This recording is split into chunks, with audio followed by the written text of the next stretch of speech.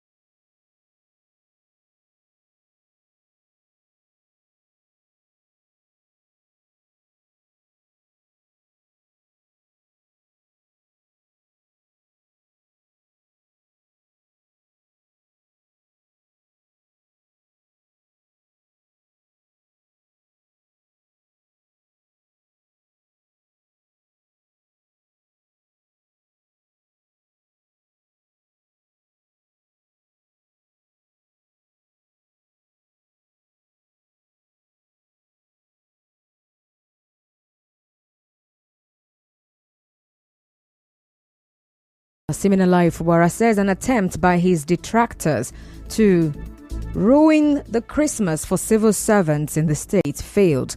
The governor said this during the Armed Forces Emblem Appeal Fund launching today. He reiterated his administration's resolve to continue to put Rivers people first.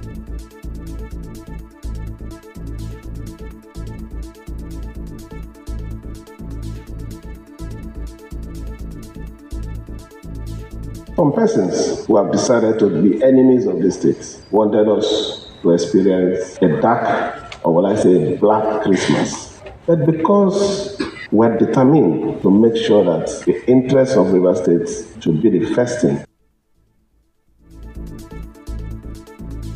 Well, the governor said his decision to suspend the employment of 10,000 civil servants was to concentrate on the employment of professional workers. We had two sections of employment, and one part of it is the main civil service employment, which I suspended because the number of people that we employed were not needed anymore. What we need in River State is professional engagement. We have teachers, we need doctors. In one part of the state where you employ 10,000 civil servants, admin and all those things, it will not help the growth of the state.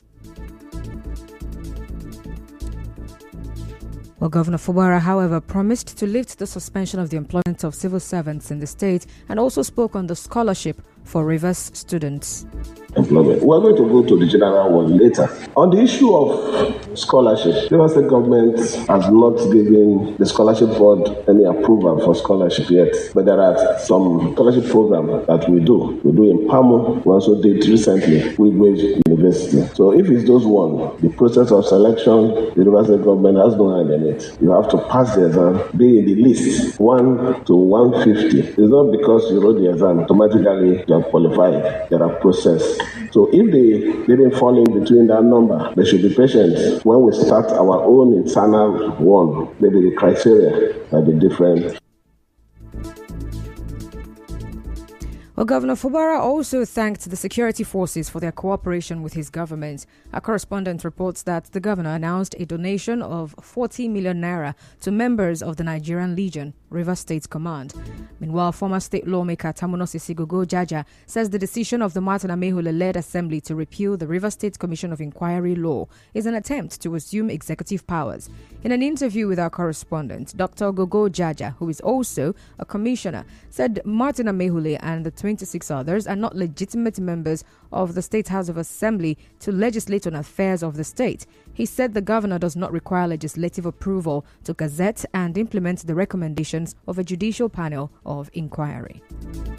In a sane society, no government or no executive or no legislature will even attempt to share executive powers with the legislature. So whoever they are attempting to protect, it will be an effort in futility because first is they are not known to law and they lack the capacity to amend that law because they cease to be members of the State Assembly. And they also lack the constitutional power to share executive function.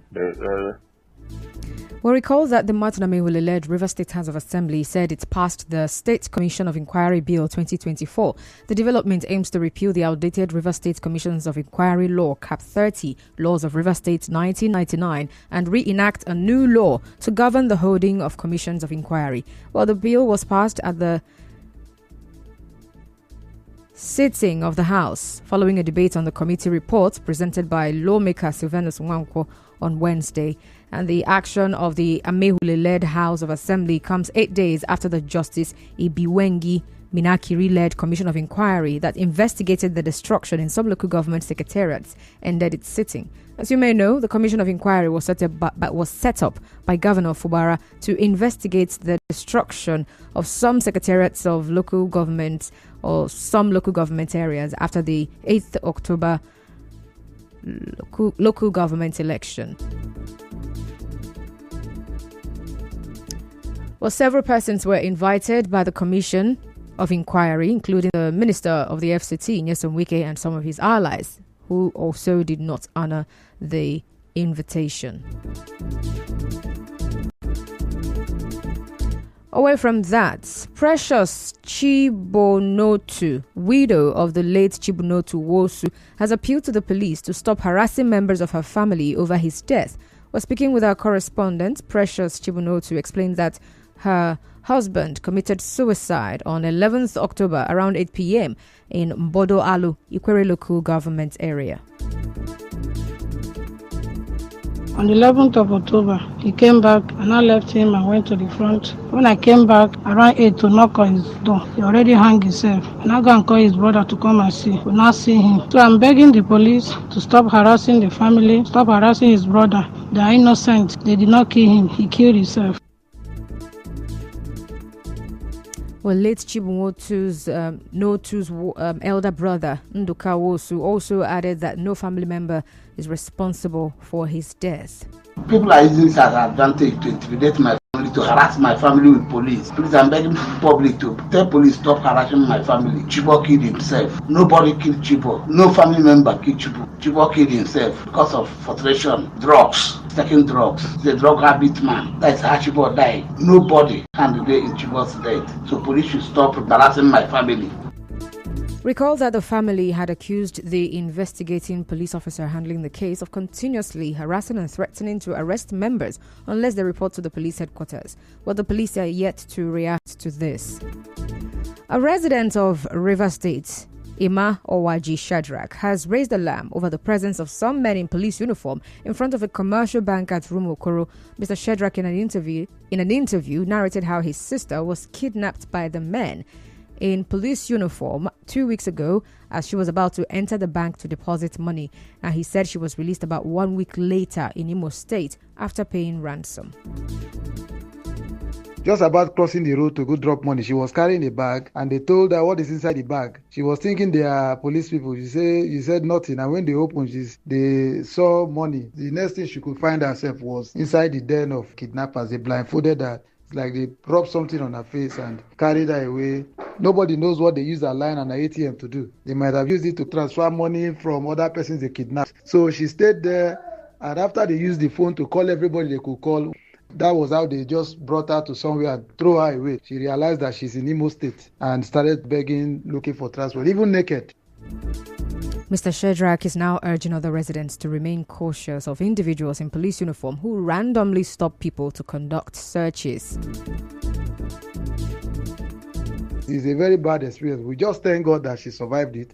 We don't know other persons too that will fall victim of that kind of fact. Where so police will just apprehend you, or anybody will just apprehend you. What are you carrying? Open your bag, they rub something in your face. That's how you've been kidnapped. But we don't even pray for even our enemies to have this kind of experience. Well, the Rivers State Police Command is yet to speak on this. In another development, some women and traders in Obogoro community, Obiakbo local government area of Rivers State, are appealing to the council chairman, Chijioke Ihunwo, to reconstitute the local vigilante, popularly known as OSPAC, in the area. The women, who are mostly traders, said the local vigilante have not only returned sanity to the market, but also helped in securing their properties. They also narrated their experiences in the past before the creation of OSPAC. I be market woman. Since works back you come here, we never get issue. We get rest of mind. Works back we have to work on the what anybody do. Since works back come, when they thief, we know they see them again. Even strangers, when they come, they know us back them. When they leave us back, because if us back no day, everywhere go scatter. We not go keep anything for market. Even for our house, they go they knock off. Someone could come out. But since works back day, we know they see all those. Everywhere they secure. We know they have said they thief. But if us back come out, not one go keep them. Go they break our board. Our cardboard, they collect something. Also, the former commander of the local vigilante, Azubike Amadi, has alleged that operatives of the Octopus unit of the Rivers State Police Command raided their office and destroyed property in Obogoro community following their disbandment. Now, he called on the council chairman, Chijioke Ihunwo, to reconstitute the local vigilante, emphasizing that their role is to support security agencies in tackling crime and other criminal activities in the local government area. Our local government chairman, Ambassador Chijioke Ihunwo, please let him come down for us to make peace. They collect us all our property, and that property is those market women, their property, because when they close market in the night, for their property to be secured, they will bring it to our office here in OSPAC so that the property will be safe for them. And they took all, both new generator, scatter both POS people. Still to come, Rivers APP confirms over 30 cases filed against candidates in 5th October local government elections. Stay tuned.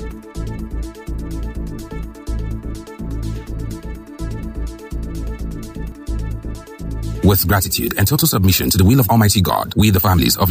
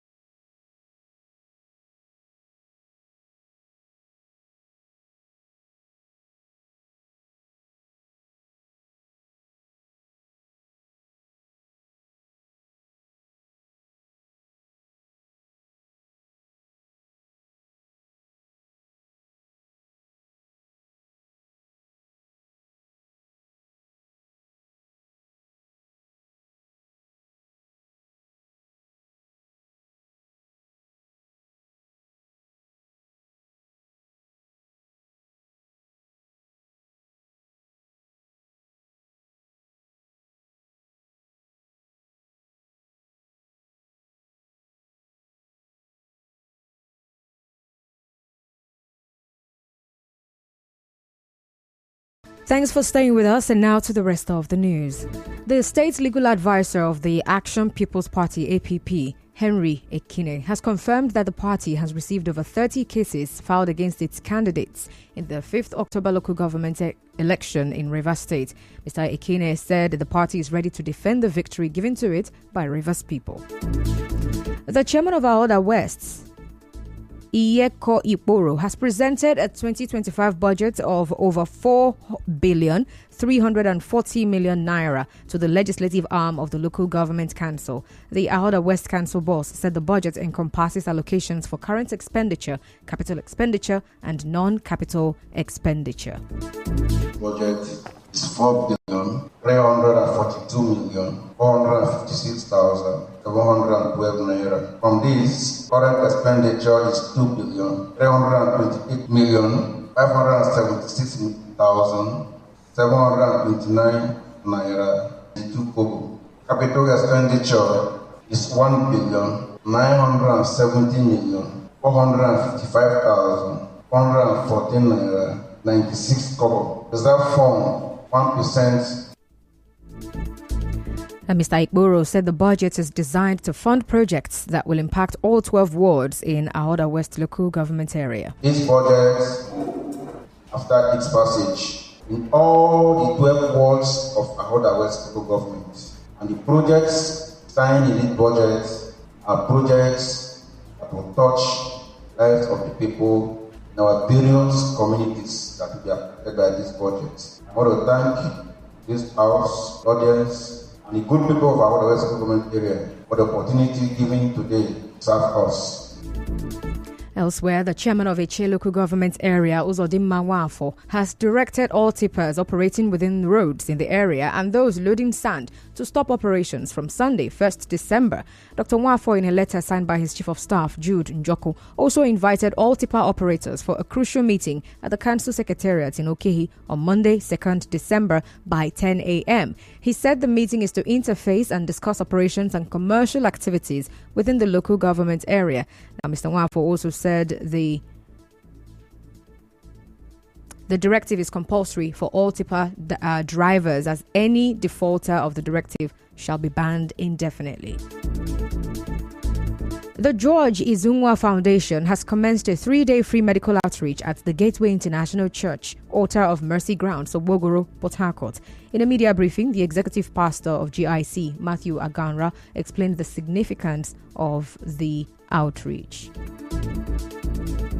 The outreach comprises of not just free medical program, but it includes empowerment, scholarship to indigent students, people who don't have trade, people who have learned trade, but they don't have the wherewithal to buy things to start their business. This year's own is to reach out to the 4 communities that make up this area where the church is. We have the Ogbogoro community, we have the Egbelu community, we have the Leoparawan community, and we have the Rumolomini community.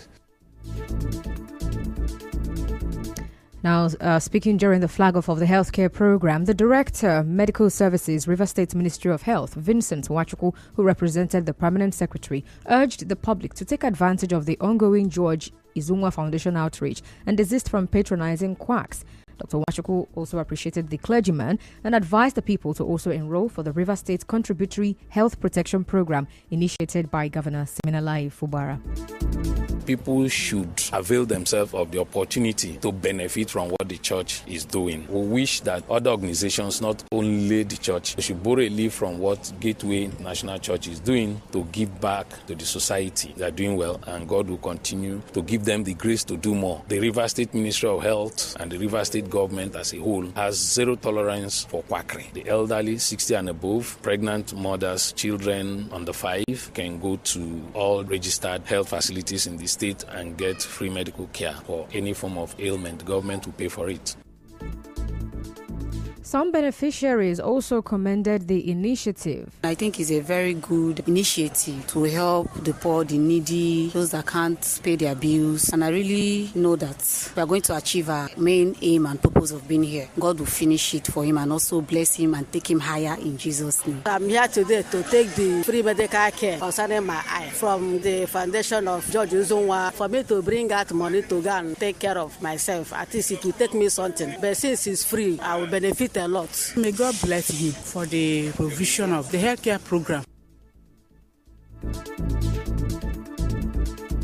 Now, records show that since its inception in 2016, the foundation has administered several community-based outreaches involving annual free medicals and surgical interventions, educational support, and family empowerment. The 2024 outreach is targeted at increasing the overall number of beneficiaries from about 3,000 in 2023 to about 4,500. The theme for this year is Advance. Away from that now, former federal lawmaker Senator Andrew Uchendu has asked the Rivers State government to improve the infrastructure of the community primary school Mbutawon in Emoha local government area. Senator Uchendu made the request when he toured and took lessons with pupils of the school to mark his birthday today. The senator, who represented Rivers East, also called on indigents of Mbutawon to always come home to develop and improve the area.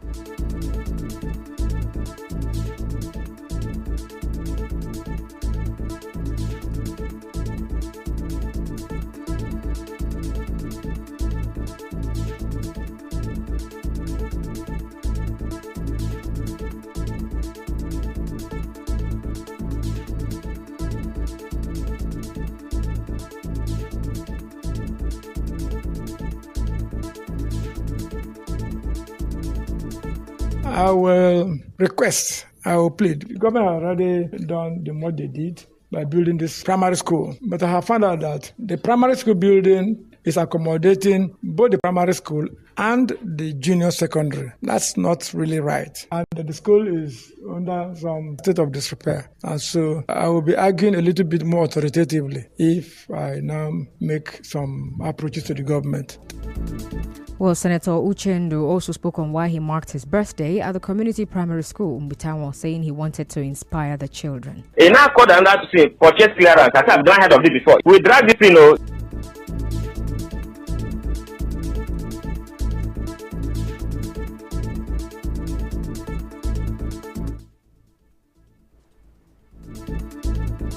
I believe that if I visit the school, talk with the pupils in the primary school and the junior secondary classes, at this their useful age, I may likely succeed in inspiring one or two or three of them, as some others did inspire me during my early ages in life. The other equally important reason is for me to see things, the standard of the school, the level of possibly decay or disrepair, and make some representation for. Our correspondent reports that Senator Uchendu visited the junior secondary section of the school. Both pupils and students of community primary and junior secondary school Mbutawon welcomed the senator, who attended the same primary school in his younger days, with birthday songs. Now, some of them won prizes, and the senator also promised to provide sportswear for some of the school children. We'll go on another break and we will be back.